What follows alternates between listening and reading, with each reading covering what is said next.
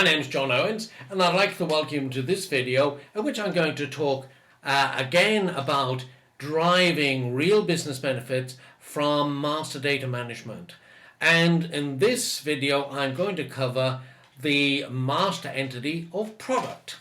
Now, when you go into an organization and you say to somebody product, what does it mean? Well, it depends who you're talking to. For example, if you go into the marketing department and talk to them about product, then they will have a concept of some of the products that they market to the general consuming public, and that will be their concept of product. But when you go to the sales department, they in fact will have a concept of retail products that they sell to the general public, but they'll also have a concept of wholesale product that they sell to wholesale distributors. There'll be bundled products where in fact they put together products into bundles for usually for wholesalers, and I've seen this done with breweries where they sell barrels of beer together with bottles of beer, and possible to small festival outlets. So they have a whole bundled product that's at a special price for special occasions. And then you can get bundled services and products. Now this could happen, for example, the telecom company where the product would be the telephone and the service would be some sort of contract for text or data, calls, etc. Then you go into the factory and you would have perhaps the concept of manufactured products because they manufacture products in the factory, perhaps to sell on as either as retail or wholesale products, or they might manufacture them to be component parts in other products that they either manufacture themselves or buy in. And then you'll have purchase products where they purchase in products and they might simply retail them, or they can purchase them in to make them component parts of products they're going to sell.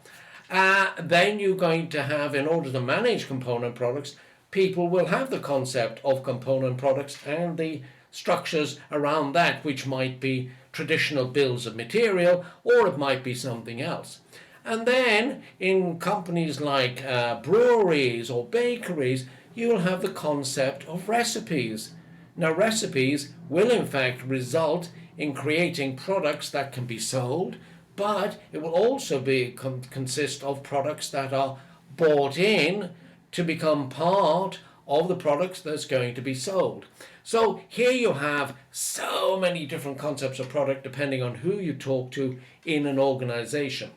And for all the different concepts of product, you'll probably have as many different systems supporting that. For example, you're going to have the marketing system with its concept of product, the sales system with retail and wholesale products, an inventory system to manage the stock of the products that are going to be sold by the organization, a logistics system to actually manage the logistics and the supply chain, or maybe a standalone dispatch system, a manufacturing system which in fact will cover things like bills of materials, component structure, and then a purchasing system to purchase in all of the products, the materials, raw materials, or other component products that are going to become part of what's going to be sold. Now, the question is, can all of these different products, views, and systems be integrated? Well, the answer is yes. If you were to use the concepts that I have embedded in multidimensional master data management, this can easily be done, and integration can make them very powerful. The next question, though, is ought they all to be integrated? And the answer to that varies because it really is down to the business benefits that it would generate.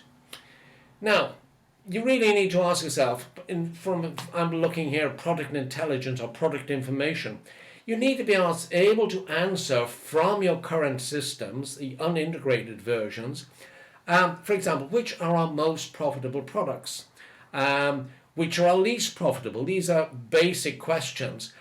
Is profitability the same across all customers, or does profitability depend on customers? Does heavy marketing of a particular product affect profitability?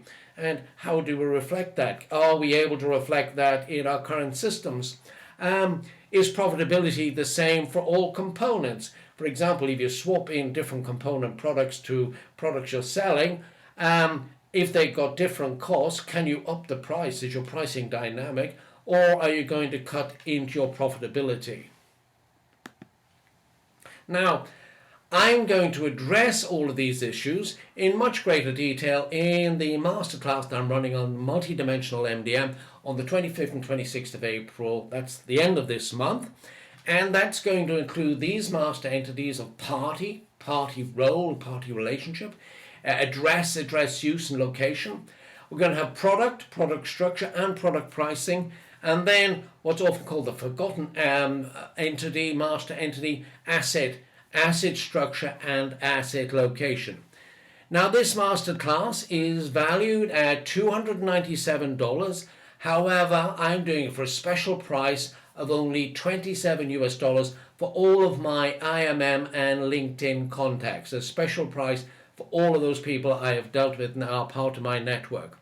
And if you want to book your session, please go to this link I show you here, http://integrated-modeling with 1L method.com/events. You can see the two different sessions here.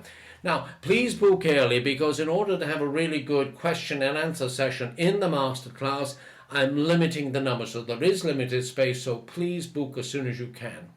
Thanks a lot for that. But I will actually, remember the forgotten entity of asset. I'm going to be covering that, introducing it in my next video in a couple of days' time. So I look forward to talking to you then. But in the meantime, get on, book your session. I'd love to see you in the masterclass. I guarantee you'll have an excellent return on your investment in really quality information and powerful techniques. And if you feel you haven't, I will in fact refund your fee in full. Thanks a lot. Bye-bye.